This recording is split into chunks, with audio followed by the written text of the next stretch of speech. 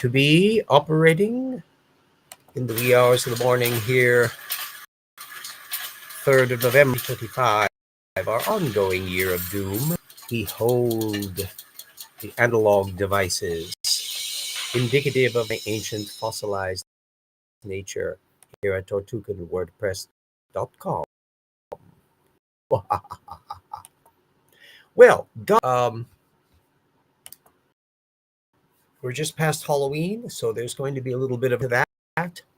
And we've got Precambrian rabbits and Halloween chicks and another installment of our Luskin 800 plus papers. Spoiler alert, they're still making their case. It's kind of a reprieve we've already been encountering.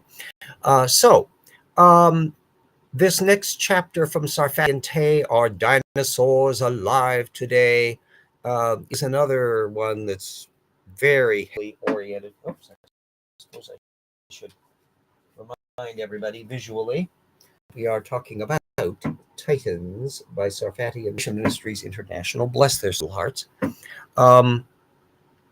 This Dinosaurs Alive Today, it's very heavily weighted towards more young Earth creationist apologetics.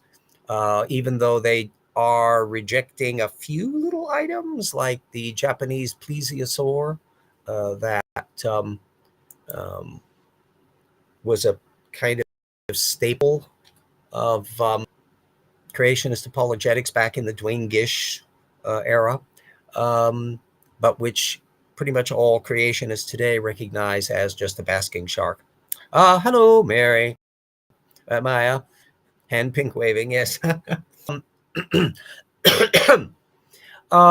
They bring up the Precambrian rabbit trope, which for those who are not familiar with that old trope, J.B.S. Haldane back in the days was asked, the biologist, asked what would persuade him that evolution were wrong. And he said, well, finding a rabbit in the Precambrian would do it. And of course, we haven't found any such things.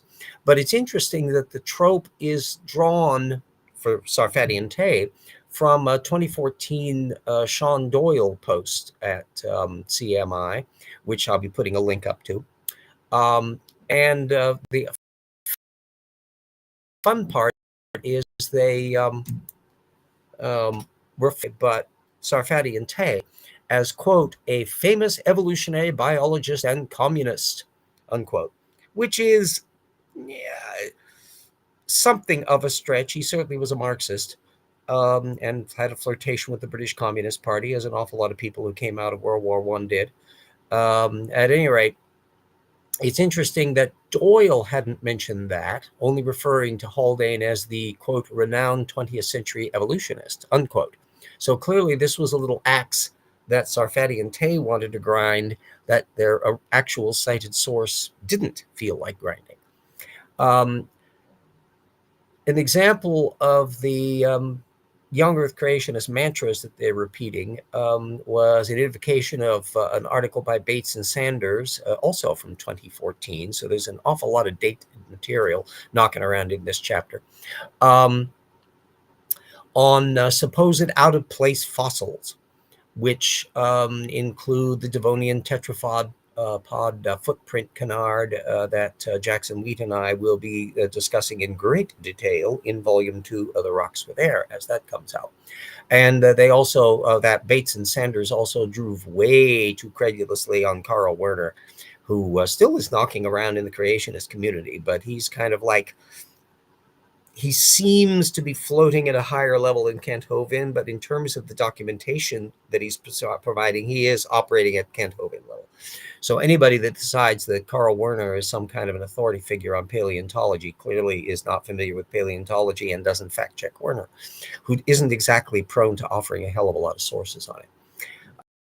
Anyway, there were 3 kind of technical citations in this chapter only. And we'll be getting them to you.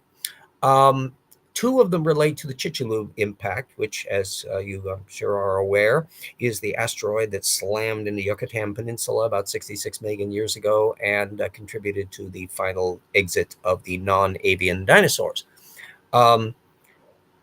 It's Interesting that Sarfati and Tay still regard that Chicxulub impact scenario as, quote, full of problems, unquote, which aren't really, they're not going into a great deal of examples, but the point is they're not offering any technical citations to support said complaints.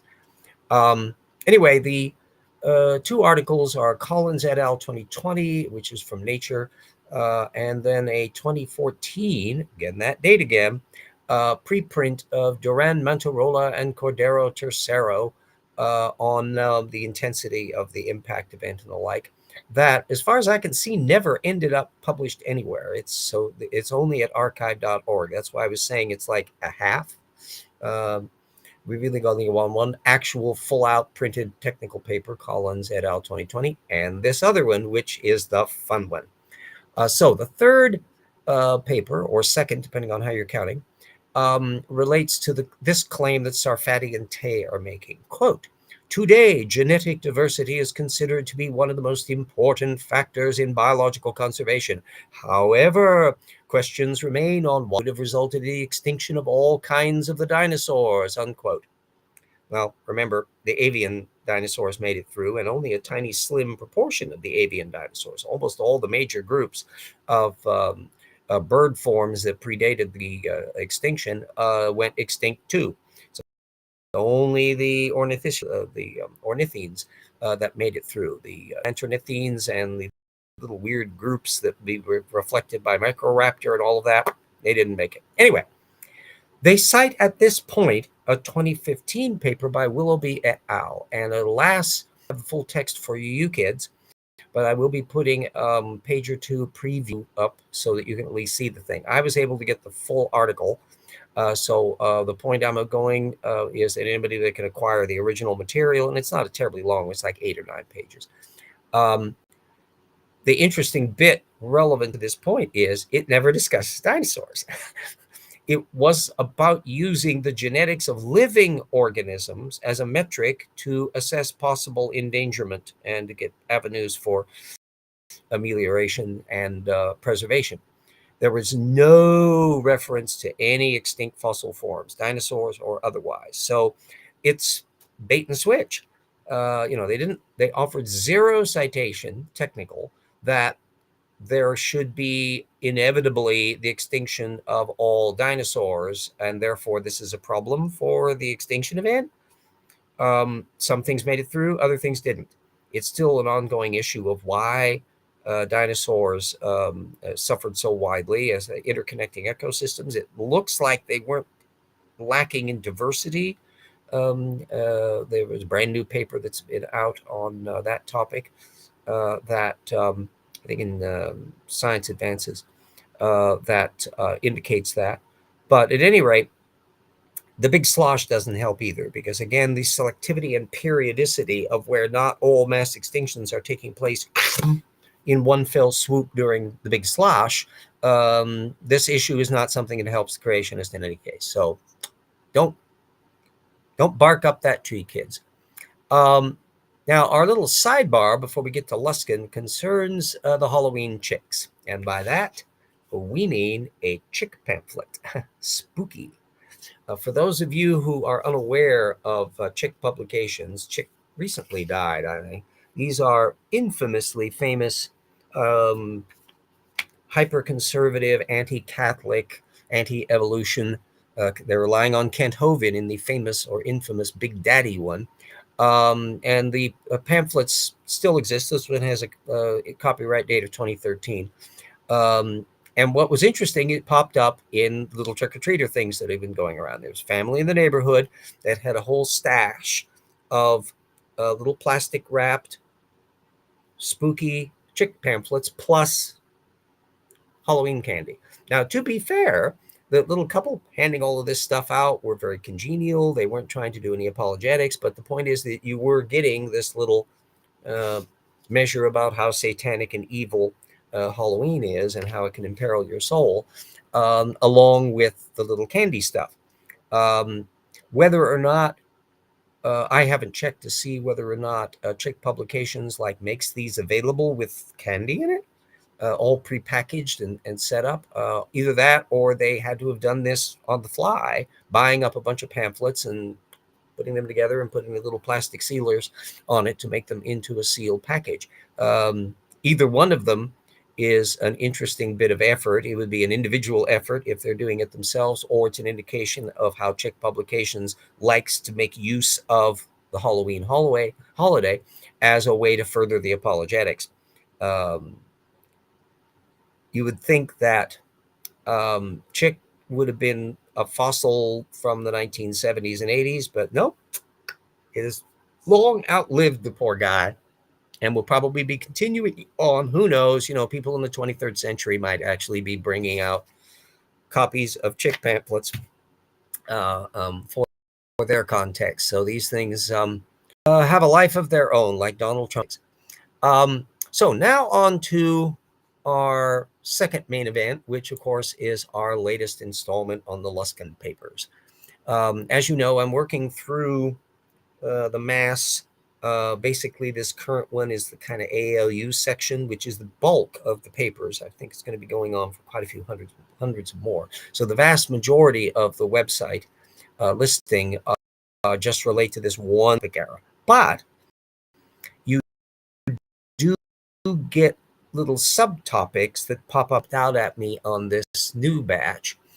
Relates to angiotensin-converting enzyme, ACE, which is a blood pressure control element that can get us in trouble. It's implicated but not proven to be a factor in Alzheimer's, for example, as some of the papers that I'll be linking to allude to, which is why ACE inhibitors are a thing in medicine, because it can have downsides from having this.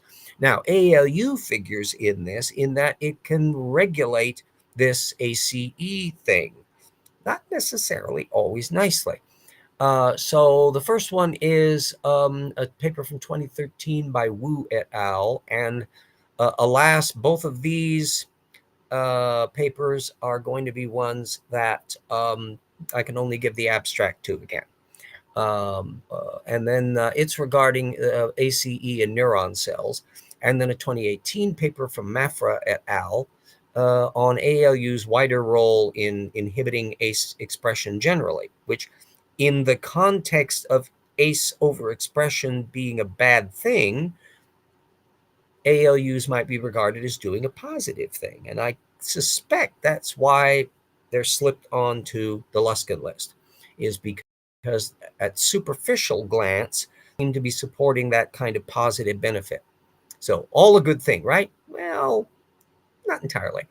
I did gain full text copies of both of the papers to look at further, and found that the Mafra paper in particular regarded the Wu paper, it's alluded to in their text, as kind of inconclusive, that the findings about what ALUs might have been doing were based on too small a samples and too inconclusive for their good. And so overall, it was indicating that whatever role ALU was playing, it was really complicated, and it wasn't direct. It was kind of affecting a thing that affects another thing that causes a thing to happen. So that was certainly the tenure of both of those papers. And even the lowering of ACE activity by ALUs wasn't necessarily a help regarding its disease impact, that apparently even if its ACE activity is being lowered somewhat, it's not making it any less of a problem as a biological medical issue. So they're in a problem just with those papers. Now, I decided to do a little bit more looking up about this ALU-YA5, which is the specific version of ALUs that's connected up to this ACE activity. And the notions that not all of those insertions are benign is indicated by a more recent paper, Alawi et al. 2024, which we do have open access for you. To be fair, this dates after the Luskin list, so it's perfectly understandable why they wouldn't have that on the list. But the point is that there were certainly indications of potential theodicy connections in the papers they did cite, but this one is really zingy. because it concerns a, quote, a pathogenic ALUYA5 insertion, unquote, which contributes to cerebral small vessel disease, CSVD. That accounts for 1/5 of stroke cases. So this is not a trivial detail, and this insertion is contributing to that in an unpleasant way. So this is a further cherry on top of the ongoing phenomenon that there doesn't seem to be much indication that either Luskin or Klinghoffer or any of the other people who have been compiling this vomitous 800 plus papers bothered to look past the titles or maybe the abstract, although in some cases, even it doesn't look like in previous episodes, we've called attention to the fact that even the abstracts are raising flags, let alone the full content of the paper. It would be an interesting historical exercise to know how many of these papers any of that bunch that compiled them actually bothered to read all the way through to find out what the content was. Apart from the abstracts that we're having to give in these instances, you kids following this series will have a chance to read every bloody one of them. And the vast majority of them, fortunately, have turned out to be ones that I can get the full text on. So you get to share all of that. Not only can you confirm or not that my spin on these papers is accurate, but you can also learn all of that material yourself and functionally, let us drop a shoe. Functionally, you're going to be way ahead of Casey Luskin. That if they have not bothered really to study in depth the actual content of any of these papers, anybody that's following this series and keeping track of it is instantly ahead of them. And that means that you would be available to pull a rabbit out of the hat in the case that these things get utilized later on in the game, which, given the repetitive nature and the tendency to trawl material, does not seem at all implausible. Because we've finished up a whole Sarfati and Tate chapter, the next couple of them are assailing the notion that birds develop from dinosaurs. The fact that they're devoting 2 chapters to the bloody thing is going to be rather intriguing. And again, I have not tried to jump the gun in anticipating what percentage of them are A, creationist literature, B, technical literature, and in that, the subtopic of how much of that technical literature is stuff that's just rehashing the arguments that have been done previously. I'm pretty certain we're going to get some Alan Fiducia because he pops up inevitably. We'll find out how much of Brush and Prum's material are in there, whether or not they're trawling older material or newer. It's going to be fun to kind of see here, because this is an area where the people who have been trying to differentiate birds from dinosaurs and downplay the feathers and the physical anatomy, holy smokes, this field has not stopped. And so it'll be very interesting to see where the line is being drawn and what the level of scholarship, in air quotes, we're going to see in these chapters in relation to how recent the material is and how up to date it is. Because certainly there's been a hell of a lot of stuff that's been done, including Bullar on the mutations leading to bird beaks and stuff on feather organization and the placodes and all this stuff. Alabardi's work, which as far as I know is just never brought up by creationists. And we'll see whether or not it pops up in this one. Another area, as we eventually get down to the whole end of the book, which is we're getting closer and closer, is what will I do next as our next operation? There is a book on kind of a right-wing spin on history that intrigued me as a prospect because it had been waived by Culture Camp for a ways back that theoretically could be a fun one to do. But the other one that I've been kind of hankering around is a work that doesn't itself have a reference bibliography to know what exactly is being cited, even though you have footnotes. There's the classic Duane Gish Evolution, the Fossils Still Say No, that doesn't have a reference bibliography. Suspect relatively sparse source citations altogether. So it might not be all that long of a show to go into, but it will be a measurement of one of the great grand poobahs of old style creationism, possibly less relevant today because Gish doesn't get utilized much in modern apologetics. So that's one possibility, Duane Gish. Another one might be Michael Denton and his 2016 book, which I used an awful lot of criticism on in Evolution Slam Dunk. But it would certainly be useful to plow in to actually compile a reference bibliography. And the other side might be a companion series along with that to compare it with the old 1985 version of the book and find out what was going on there. So that's another prospect. If other people have some suggestions, if I have them in my reference bibliography or can get them, that would be one thing. If not, we'll see where we are on stuff. So that's a thing to keep operational down the road. There's one that does, in fact, have a reference bibliography. Two books, in fact, that have reference bibliographies, but it's not entirely clear how and where the sources are being used. Would be the two Stephen Meyer books, Signature in the Cell and Darwin's Doubt. So I know that together they've got maybe, yikes, a few 500, 600 sources, maybe, just guesstimating by the number of sources on a page, multiplying out. But how much of it's double dipping of where material is in one book that's reused in another book, I don't know. So that would be another prospect to look at.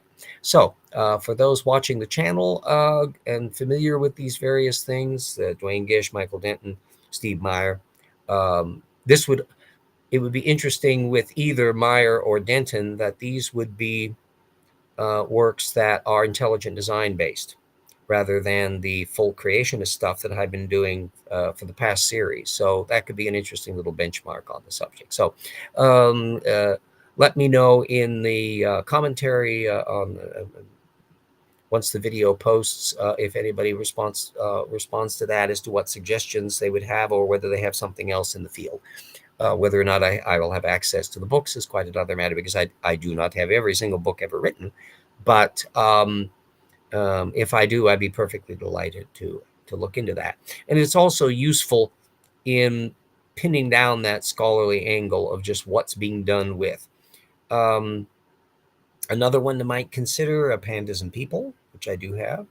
That has an awful lot of the same cross current that you would find popping up in either Denton or Myers. So we can kind of see what's going on as we operate on that. Everybody out in the world care about things. The God King Emperor keeps on running amok and flipping back and forth on stuff. I'm hoping that regarding his grand golden ballroom, has Nero and his golden house finally been eclipsed by the glories and magnificence of the gold-obsessed Trump, who has turned the reception room in the White House into the most vomited mess of gold filigrees and crap? It's like he saw a Baroque princeling's interior design and decided to run amok with it.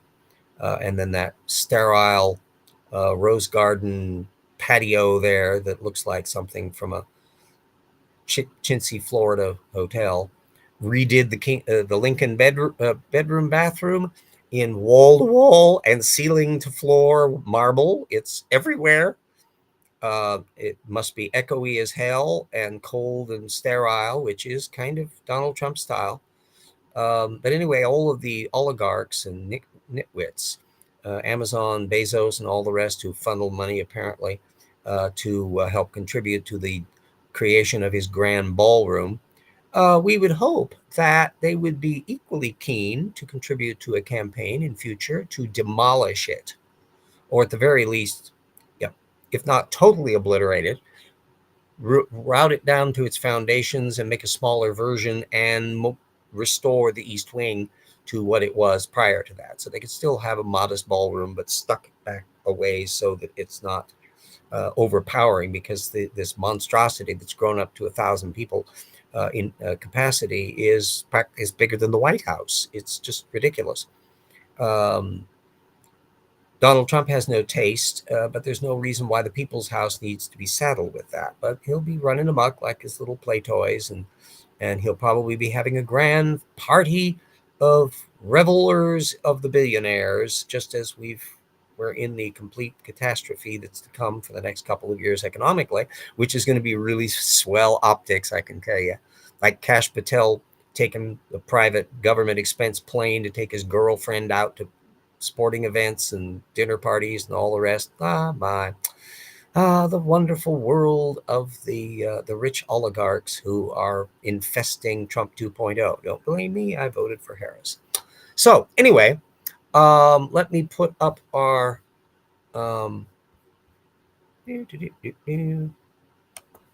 whoops. Our I need to make sure my screen's up to speed so you can see the bloody thing. There we go. Our patrons who are helping month by month to keep things plugging along month by month. I am most appreciative and thankful for everybody, and our colleagues and researchers and assistant researchers and friends and all the legacy patrons over the years who have been able to help in one way or another. I couldn't do it without you kids, and I greatly, greatly, greatly appreciate it. And then we will also want to put up our little advert for the first volume of Rocks for There. Finally seeing the darkness at the end of the tunnel on the cosmology chapter, about ready to hit all the stuff about lunar dust and the comets and asteroid material, and that there's smaller and smaller blobs of material that's going on, and the little ups and downs of the scholarship.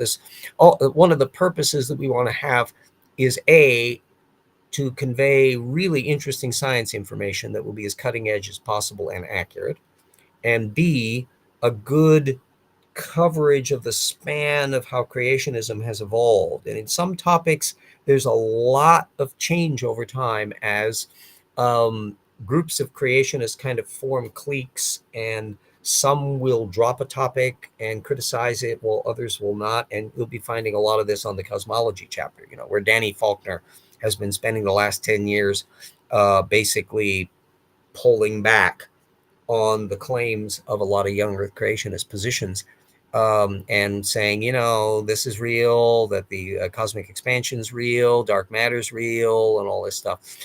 That is not at all congenial to some of the others in the field that are operating at ICR and AIG and all that. So Faulkner is kind of a quirky little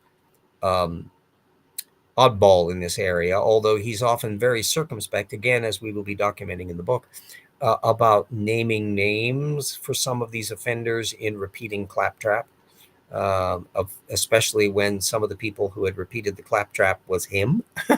So it's an interesting little field in that. But I'm reasonably confident that this will be one of the most comprehensive coverage of the whole sweep of the cosmological field, and how creationists are 8,000 light years away from it, and are never likely to get any better. It's just wheel spinning, fuming, going on at various levels. So anyway, let us put our little advert up for Rocks for Their Volume 2.